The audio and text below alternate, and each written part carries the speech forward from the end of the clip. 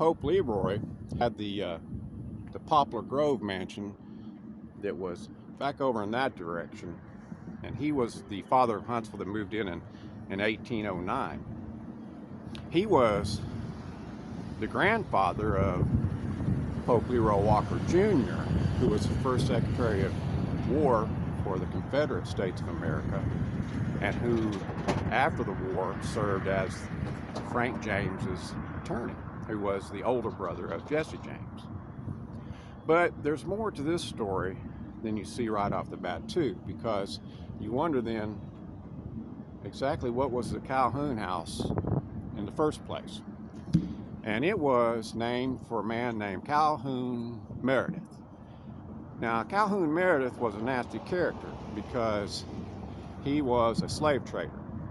He traded in literally thousands of slaves, and eventually moved to Louisiana, where he was a plantation owner and owned about half of the northern part of the state of Louisiana.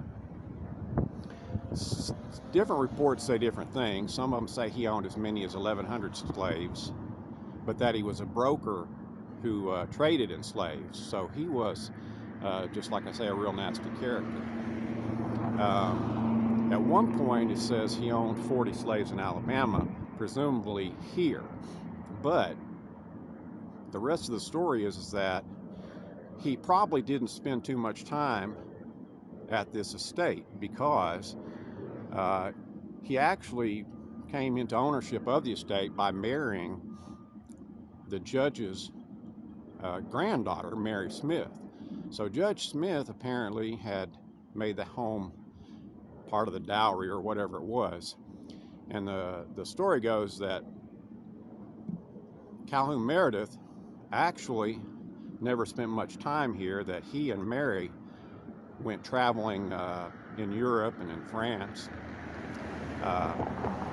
And so this estate, he had probably been here at some point in time, but most of his evil dealings were probably done in Louisiana.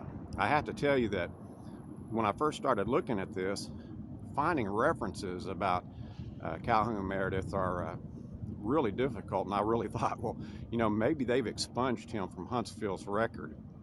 And I don't know, I still get the impression that some of that might have occurred, but the fact is that he ended up in Louisiana, and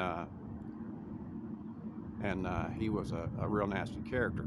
The rest of the story goes, now he's not to be confused with John Calhoun, although I think around here, or as the story goes, they'll sometime refer to him as the Calhounian John Meredith. But now, I don't know about all that, but it says that he was an expert in eugenics and ethnic cleansing, which is another nasty business.